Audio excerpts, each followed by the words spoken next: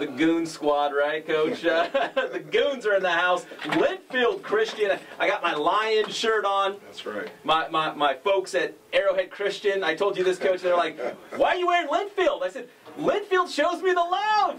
That's why. So we've got head coach DeChon Burns, Lorenzo Burns, Simeon Burns. We got the whole Burns crew here. Welcome to the show, guys. We appreciate the time. You guys coming up. And Lorenzo, I got to start with you, man, because the offers are piling up right now.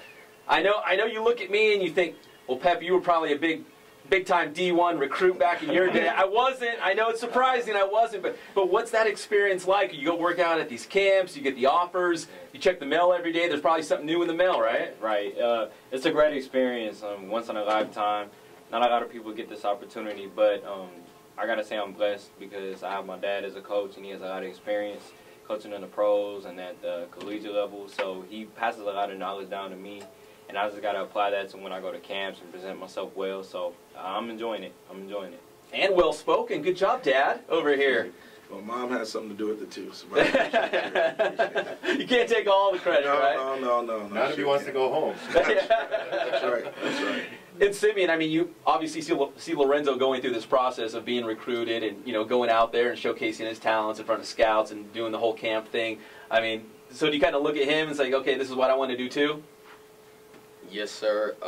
I mean, I just look at him and when I see him get these scholarships, I'm like, well, that means I have to practice and train that much harder so I could be in his shoes in next year and, you know, once I get these offers, I can feel blessed, you know, just follow the footsteps of Lorenzo and just uphold and make a good name for the Burns family.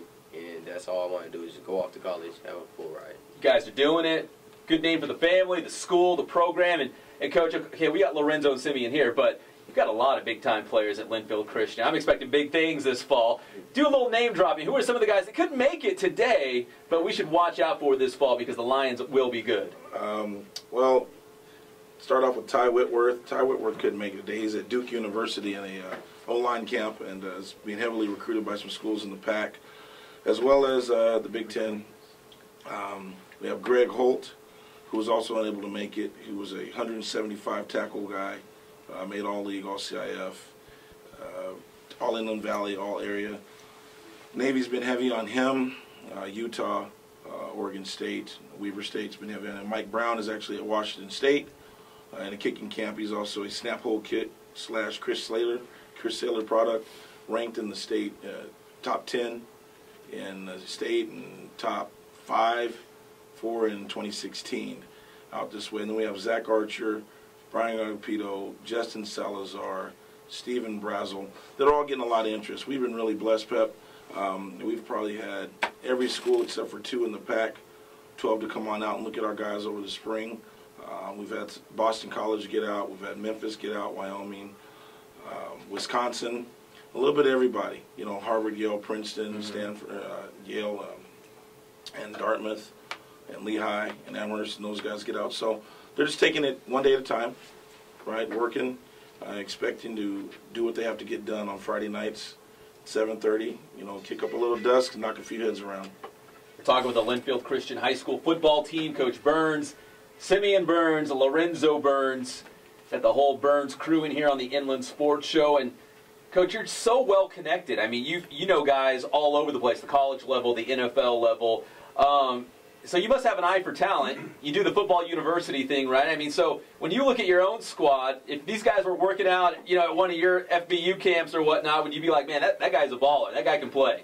I would definitely say that each of these young men have the ability to play at the next level. We're a real fortunate situation, just being able to project and evaluate talent. It's easy to see when guys do things right. It's about the discipline, the structure, the hard work, the ability to listen and be coachable, which is a Are these guys coachable? Well, do they listen at home around the dinner table? Well, daddy and coach sometimes overlap, so I'm always probably going to be harder on the boys than anybody else. So I know it's a tough line to toe, but they seem to do real well with it and they handle it. Sure, they're young men and they're always going to have a little bit in their neck, but if they weren't good ball players, none of the guys were, they probably wouldn't have it. So just got to appreciate it and recognize what it is and learn how to mold it and create it and draft it into a product that is first and foremost honorable to God, and then the families and the school names. So they really work real hard to do the things right. They're the whole squad. So when you guys go home, is it a lot of football talk, or do you try to, cut it off and be like, okay, guys, what's going, how's homework? Got girlfriends? What do you want for dinner? I mean, you try to cut it off and, leave the football on the field, or does it just kind of carry over into every aspect of your life? Your wife was over here nodding a little bit, yeah? Well, I'll let the boys tell you from I'll talk about if we had practice or something, we're definitely going to talk about some things that may have happened in practice. But the beauty of it is, at least for me, I don't really press them a whole bunch. When I get home, they're looking at highlight films. They're looking at guys from across the country in their class, guys a class ahead of them, class behind them.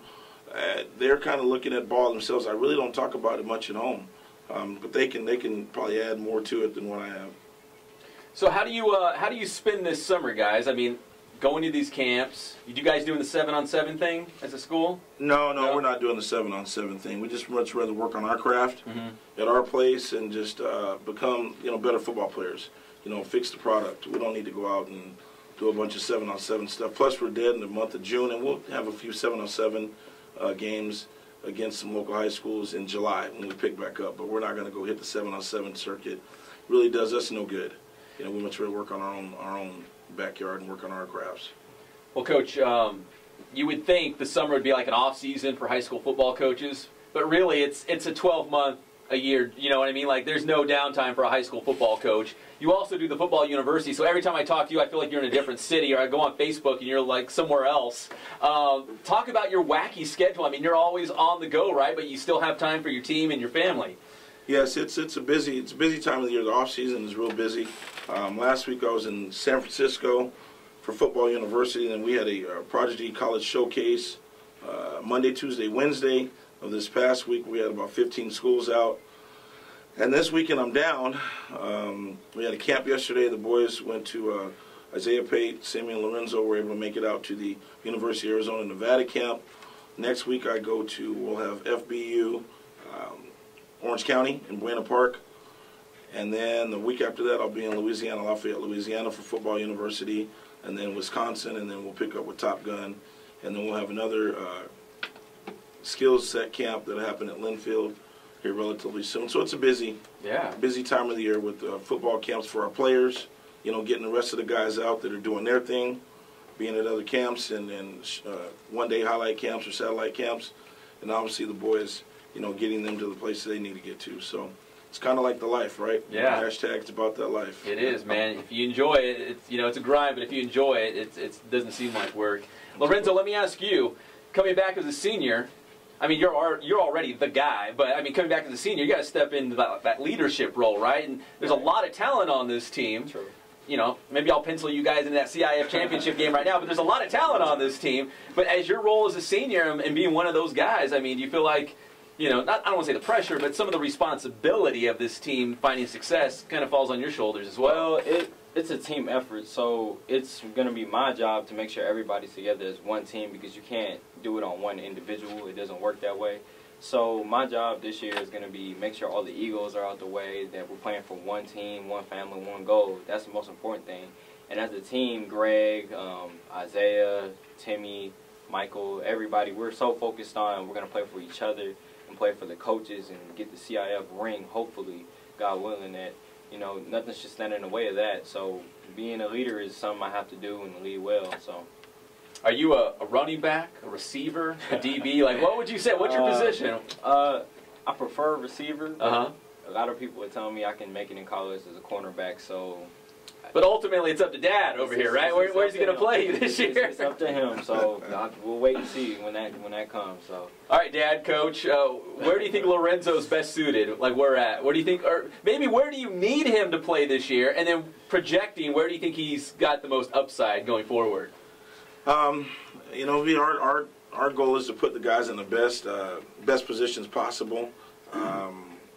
It's 6 in one hand, half dozen in the other. If he's a receiver or DB, a lot of guys have talked about that. If I'm stepping outside of Dad and looking at it from the coach's aspect, I think he can do it on either side of the ball. We're fortunate that our guys go both ways. We have guys that are running backs, linebackers, O-line, D-line, tight ends, wide receivers, outside linebackers, and that's kind of how it is. Even when we were in school, us older guys, back at more mature. Back at when we were in school back in the late '80s, mid to late '80s, Rubidoux had 3,500. And there was a bunch of us that never came off the field. So, you know, if you're talented and you need to be on the field to help the team, then that's what happens. I mean, I let the guys with the different polos decide where they want to put the guys. But for us, you know, our guys got to be on the field to give us the best chance. So, you know, I'd recruit him as an athlete, and put him where the athletes go, both the boys. Talking with the Linfield Christian Lions here on the Inland Sports Show, Fox Sports Radio, 1350 AM. And Lorenzo, I'm sure you're a humble, modest guy, but for the sake of the show, just list some of the schools that have already offered you. From the Pac-12, I have Washington, Colorado, Utah, Washington State, Oregon State, and that's it from the Pac-12. From the Mountain West, I have San Diego State, San Diego State, Wyoming, Colorado State, and Hawaii.